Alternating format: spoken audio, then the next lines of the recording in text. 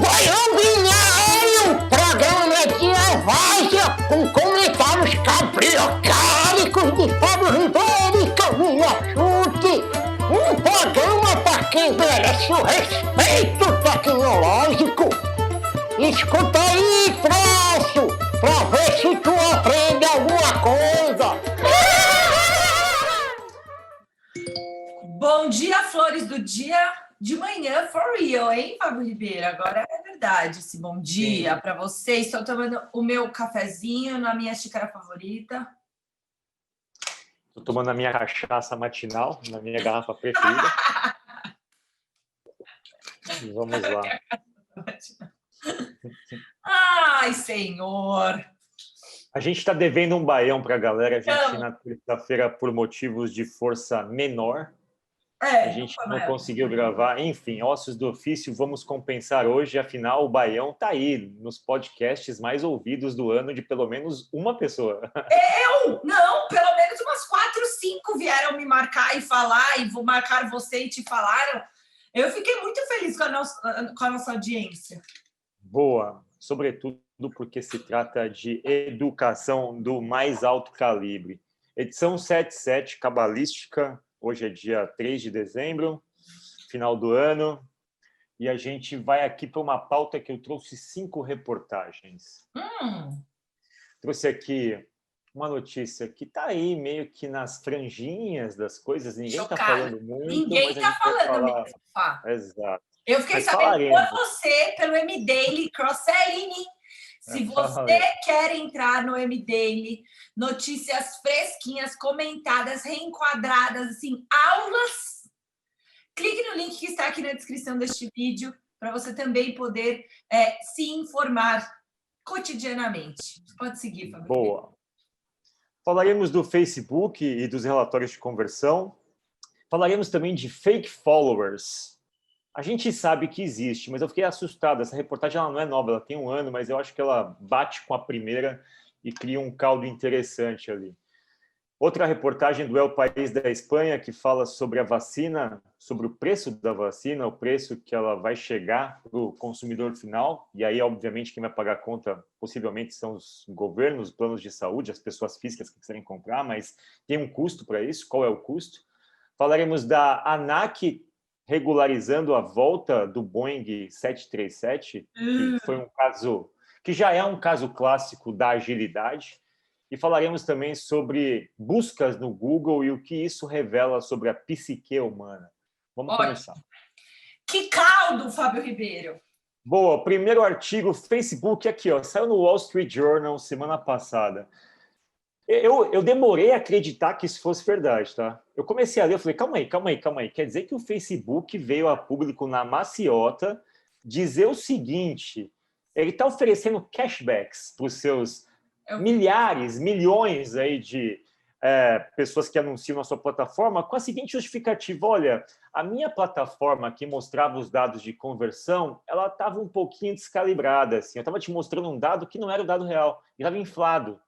Cara, isso é muito sério. Muito sério. Isso é muito, muito sério. O Facebook assumiu publicamente que durante 1 ano, de agosto de 2019 a agosto de 2020, as pessoas estavam anunciando sob uma perspectiva de que aquilo poderia render uma conversão, e aí a realidade também estava sendo maquiada. Elas se baseavam numa perspectiva de conversão que era falsa, porque aquilo nunca aconteceu, aquilo estava inflado.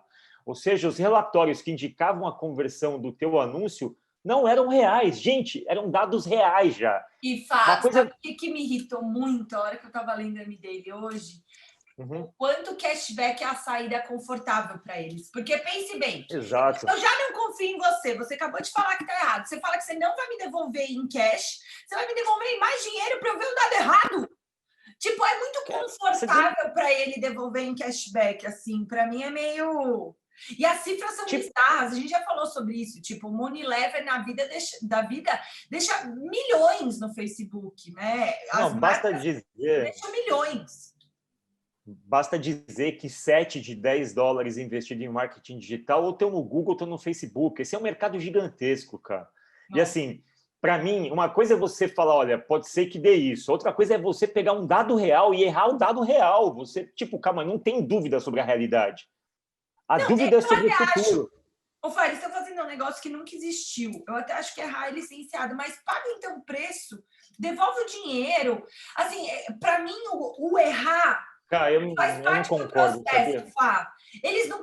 Nunca ninguém mediu conversão. Tipo, eles criaram muitos desses conceitos. Tudo bem. O lance é, há quanto tempo você sabia isso e você não fez nada? 2, você devolver com uma situação que é muito boa para você, deixar as pessoas Sim. gastando na sua plataforma, entendeu? Isso eu acho errado. Errar Cara, eu acho que é que o erro, na final das contas, para mim, ele é um erro muito básico para quem vive disso e trabalha com isso. Isso é o motor da economia deles. sim. É uma coisa assim, é a mesma coisa no caso da Teranos, assim, eu faço meu exame de sangue e dá lá que eu tô com alguma enfermidade.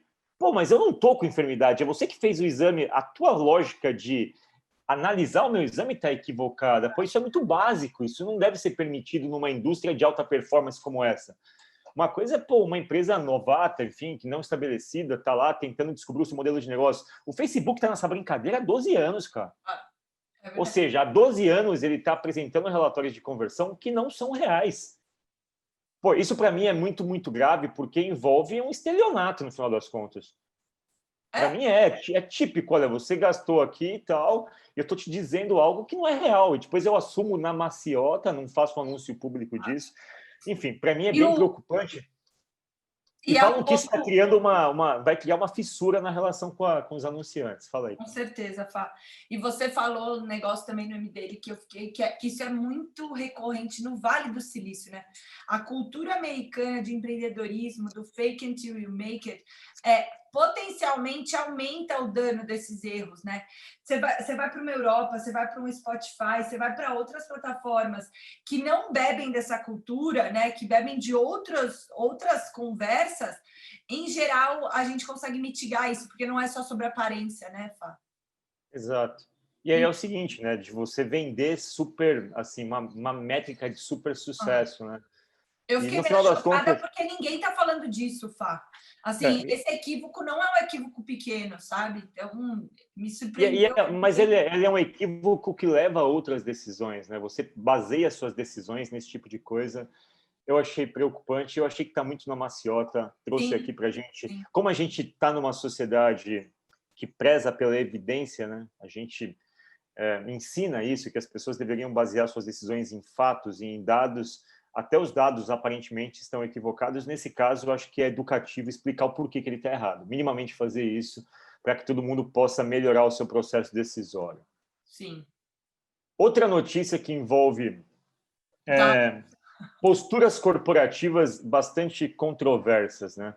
Para quem não sabe, a Boeing, no seu modelo 737, um dos mais modernos, que é o 8, não é o último, o 8 acho que é o penúltimo, enfim. Ela lançou esse modelo, ele era um modelo que impunha ali ao mercado um novo padrão de tecnologias, né? O 737 é um projeto da década de 60 que tem sido revisado continuamente. A versão 8 MAX, ela trazia updates tecnológicos muito relevantes, uma aeronave extremamente esperada pelo mercado, a Gol comprou vários, a United Airlines comprou outros vários, tal.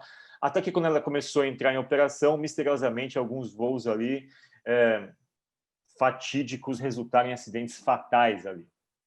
E não se sabia exatamente o que tinha acontecido, as causas não eram muito claras. Sim. Investigação daqui, investigação dali. Suspeitava-se que a Boeing estava escondendo algo, e sim, a Boeing estava escondendo algo. A investigação final ela foi encerrada nesse ano, quase um ano e meio depois dos acidentes, e descobriu-se que a Boeing encobriu ali falhas no projeto para os órgãos reguladores e para os próprios pilotos e para os próprios passageiros, assim.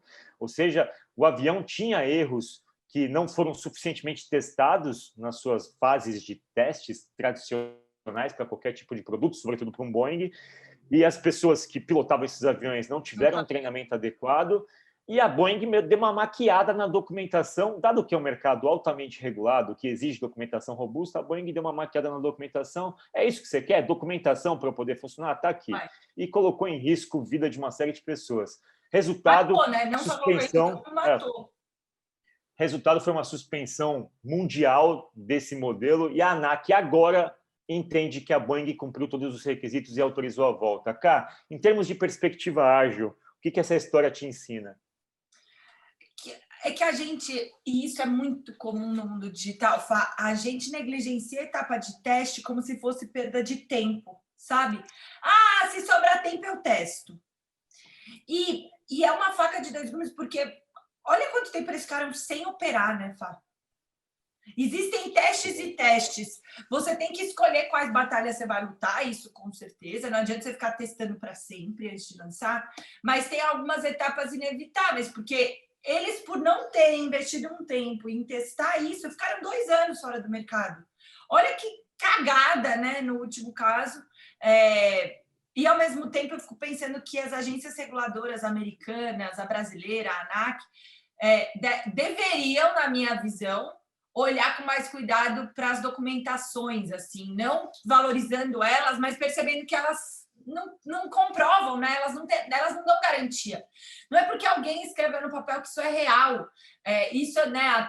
O segundo valor do Manifesto Ágil é funcionamento do produto versus documentação. A gente fica tão preocupado em ter esses documentos, em ter essas provas de que a gente não está sendo conivente com o processo, mas a gente não está pensando no valor final, que é não matar pessoas. Olha que bom, você tinha todos os documentos, a agência dos Estados Unidos e a ANAC podem tirar o corpão fora, certo? Porque tinham vários documentos, ainda assim 346 pessoas morreram. Então, para mim, ressignificar essa documentação, ir lá inspecionar, voar junto, é sobre isso, uma agência reguladora deveria ser sobre isso. Boa. E ali a gente tem 20 bilhões de dólares de impacto na Boeing.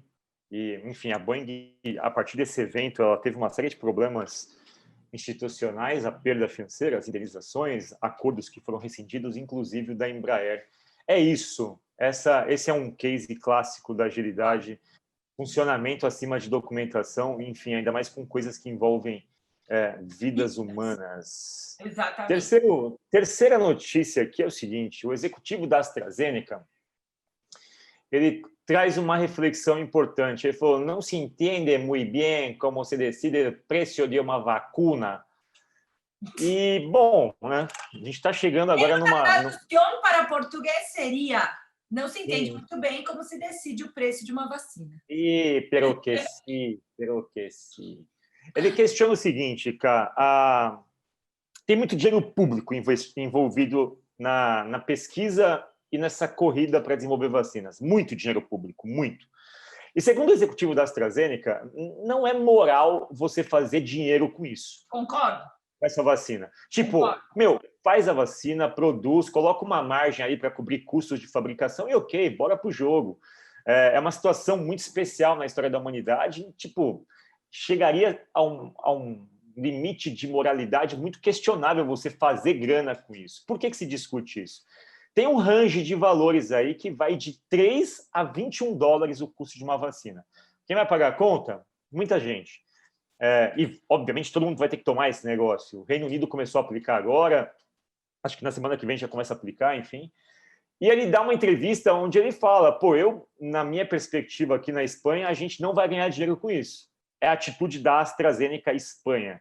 Na Espanha, a gente vai vender isso a 2,9 euros. E aí é uma entrevista, a repórter vai perguntando isso para ele e tal. Ele falou: olha, eu não posso responder por outras empresas, por outros países, cada situação é uma situação. Aqui, para a gente, 2,9 euros é o preço que cobre custos e que é um preço justo, sem que a gente, de fato, ganhe muito com isso. E aí ele entra numa questão de debate do quanto isso é excepcional, dada a situação. E aí a repórter fala: mas, por exemplo, a Moderna, que é uma outra empresa americana de biotecnologia, vai vender a 21 euros. Ele meio que sai da discussão. O ponto é, cara,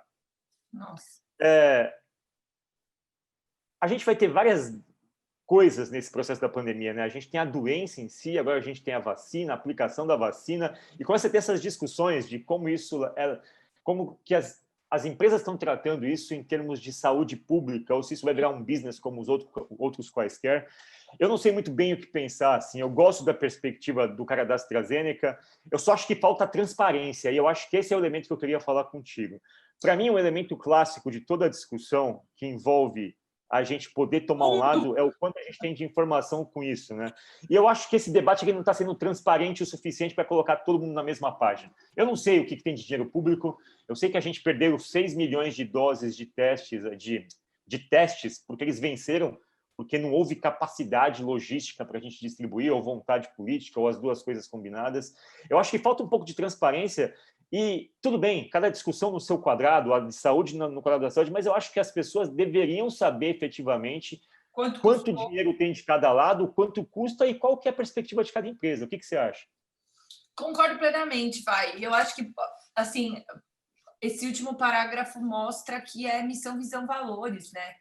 Você tem que pactuar com o seu valor e ficar com ele. Assim, eu não acho que a gente tem que fazer comparações tipo, a AstraZeneca não ganhou lucro e a Moderna. Esse efeito rebote vai chegar, Fá. A minha sensação é isso. Tipo, uma hora vai voltar.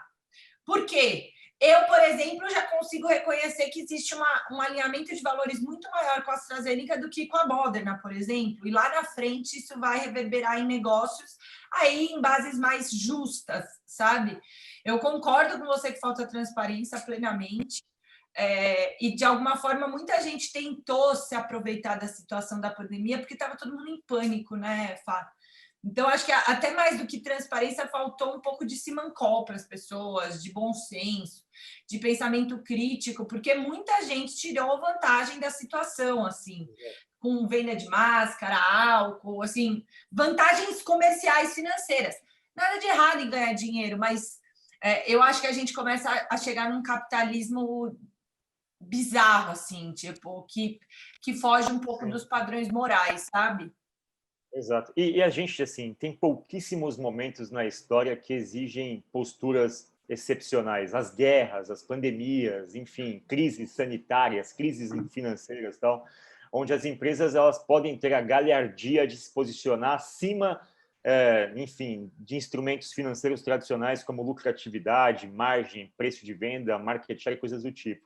Esse eu acho que é um deles. Eu acho que a história vai dizer, olhando retrospectivamente daqui a uns 30 anos, quem se posicionou de forma, acho que, transparente e elegante. Eu acho que é um momento de posicionamento. A gente está num momento social muito sensível.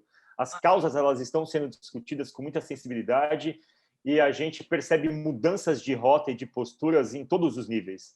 E eu acho que esse, especificamente, talvez aconteça, mas eu gostei do posicionamento do executivo da AstraZeneca. Se isso é um discurso de marketing, ok, faz parte. Mas ele colocou aqui um ponto de vista, colocou o preço, bancou e disse, eu não vou ter lucro.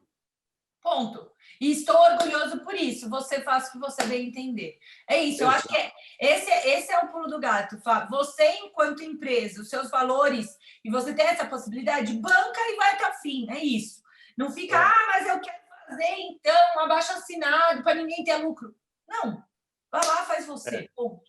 E ressalta-se, eu acho que ele está tendo lucro. Talvez ele esteja colocando menos do que os outros. Mas a questão é a discussão como um todo, é a gênese do que a gente está conversando. Não sou advogado desse executivo da AstraZeneca, mas, enfim, ele trouxe uma reflexão. Bom, Cá, a próxima reportagem fala sobre Google Trends. Um pesquisador, ele fez algo que eu tenho vontade de fazer. Aliás, tem um livro dele chamado Everybody Lies. Acho que você já ouviu falar desse livro. Não!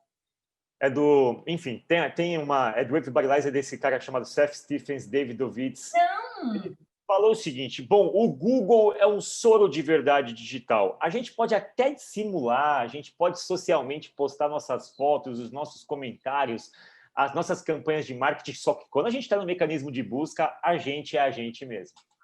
Você finge que está entre quatro paredes, né? Exato, e é meio assustador o que ele traz, assim, de como a sociedade está ficando doente. Como a sociedade ela é, no seu íntimo, meio psicótica mesmo, meio, sabe? Ela tem, enfim, padrões bastante ocultos, assim, que se a gente... É basicamente o seguinte, cara, vou fazer um exemplo extremo, tá? Muito extremo, e assim tem um disclaimer enorme no que eu vou falar. Tem uma discussão sobre ética médica muito profunda que sempre aconteceu sobre se a medicina deveria se valer dos testes feitos pelos nazistas na Segunda Guerra Mundial. Ou seja, Mengele conduziu uma série de atrocidades ali. Nessas atrocidades, ele descobriu uma série de coisas, né? Enfim, ele conduziu experimentos dos mais bizarros, assim, violentos e insensíveis que um ser humano pode fazer com outros seres humanos. Ele teve descobertas médicas ali. Qual que é a questão ética? Devemos usar essas descobertas? Porque tem coisa ali que até hoje não foi usada e que envolve algum tipo de avanço na pesquisa científica. E não se usa isso é um tabu gigantesco. Na minha concepção, e aí fazendo um paralelo, será que em algum momento a gente deveria ter acesso a essas coisas que estão no Google, do ponto de vista de saúde mental pública, para falar, caramba, a gente vive com esse tipo de gente no mundo? O que você acha disso, Caio? Eu fiquei pensando, será que isso deveria ser algo de domínio público? Onde que está o limite entre a esfera privada e o domínio público? É óbvio que você não identificaria uma pessoa lá individualmente, mas será que a gente tem direito de saber o que as pessoas pensam nos seus íntimos? Porque aqui, por exemplo, dizem que na noite da eleição do Barack Obama, as buscas eram todas, tipo, a busca por KKK, por, tipo... Eram absurdamente mais altas, e aí, enfim... Queria te ouvir, cara. Isso me colocou e me despertou, porque existe hoje... Imagina daqui a um tempo, o Google vai concentrar a psique humana num nível que eu acho que ele vai ter que ter uma decisão muito moral, ali, do tipo, o que a gente faz com isso? Cara, para mim são dados, eu não deixaria de usar. Assim, para mim a comparação é totalmente diferente com dados que foram ilegalmente, tipo, quando você pensa na tortura, ditadura, cara, aquele dado e aquela pesquisa foi legal, ninguém estava consentindo com nada, ponto. Certo? Tipo, as pessoas estavam sendo torturadas. Agora, no Google, a minha sensação é que, cara, você consentiu, você está usando sem estar sendo obrigado essa parada, eu acho que tem que usar. Na minha cabeça, talvez seja a forma da gente coletar, e eu concordo, não li o livro, mas o conjunto de dados mais importante já coletado na psique humana. Cara, olha, é muito massivo, né, Fá? Então, eu usaria porque, para mim, são coisas completamente diferentes. Um, você está sendo obrigado, no outro, você está tendo que tomar uma atitude. Ponto. Boa. Você entrou no Google, você digitou, Ricardo, não é mais ninguém lê termo de uso. Problema teu. Errado é você, e não o pesquisador que está usando o dado. Minha leitura, assim, eu acho que são coisas bem diferentes, eu usaria. Boa, eu também, e você fez um ponto muito bom, né? Tipo, uma coisa é uma coisa, outra coisa é outra coisa, né? Uma coisa foi forçada, foi contra... Não, e Fábio, na ciência, toda vez que você vai coletar dado que envolve um humano, eu fiz isso no meu mestrado, você tem que passar por um comitê de ética, certo? Nesse comitê de ética, você tem que falar como é que você está mostrando isso para as pessoas, como é que você está discutindo isso. Então, fica bem explícito que aquilo é ético ou não, sabe, Fábio? Você está arrumando ao vivo? Estou arrumando ao vivo que tinha um nome errado aqui. Eu acho que o pessoal pode estar lendo e falar, não se entende uma vacuna, e a gente está falando de negócio de Google. Mas é assim, pessoal. Eu confio muito nos comitês de ética, Fá, muito. Então, eu, no meu mestrado, tipo, eu não posso confiar numa guria de 23 anos. Agora, um comitê de ética que passa por muitas pessoas, e não sei o quê, você tem que pegar consentimento. O resumo da ópera é esse. Toda vez que você tem dado, consentimento. As faculdades de psicologia deveriam ter acesso a isso, deveriam usar mais. Eu acabei de pensar nisso. Eu também acho, Fá. Eu nunca tinha parado para pensar que isso devia ser um dataset aberto. Exato. Mas, enfim, reflexões. Eu acho que é só psicologia, não, Fá. Devia ser um dataset aberto. Eu não sei o quanto o Google abre isso. Talvez seja aberto e a gente que não sabe, mas é um super dataset. Pesquisaremos, mas fica a reflexão entre a distinção entre o que somos na nossa persona pública e aquilo que a gente faz no nosso íntimo, e o nosso íntimo não nos pertence mais. Esse é o ponto. O nosso íntimo está na nuvem. O nosso íntimo está na nuvem. E a gente está dando o nosso íntimo. A gente compra a Alexa e fica falando com ela.